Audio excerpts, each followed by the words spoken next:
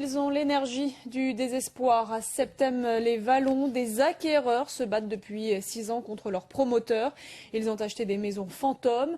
Lors d'une première audience, le constructeur a été condamné. Mais cette fois-ci, la cour d'appel d'Aix-en-Provence a, contre toute attente, donné gain de cause au constructeur. Les explications d'Henri Serin et Michel Partage.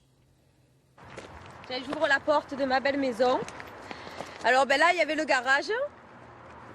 Et puis après, il y avait la porte et accès sur un grand salon, salle à manger, cuisine américaine. Plus qu'interpellant, cette visite guidée qui nous décrit le rêve d'une famille. Aujourd'hui, un terrain vague. Depuis 2006, les acquéreurs du lotissement Terrasse Notre-Dame vivent un véritable cauchemar. En 2010, le tribunal leur avait accordé des dommages et intérêts. Avec l'annulation du jugement par la cour d'appel, chaque famille doit rembourser la somme perçue à l'époque et payer les frais de justice et d'expertise.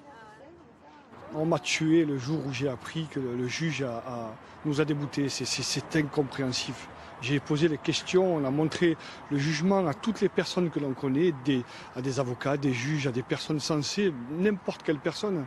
Et ils trouvent ça incroyable. C'est pas possible ce qui s'est passé avec ce juge. On ne comprend pas. Une décision de justice que l'avocat des acquéreurs estime lui aussi totalement infondée.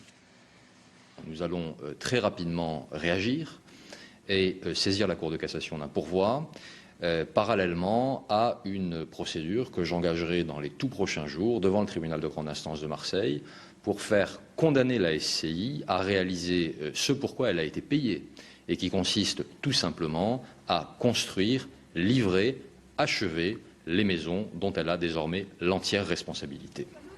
À noter que chacun des acquéreurs a déjà versé en moyenne près de 80% du prix d'achat, soit une somme de 150 000 €. Le maire de Septem-les-Vallons envisage d'alerter la ministre du Logement sur leur situation.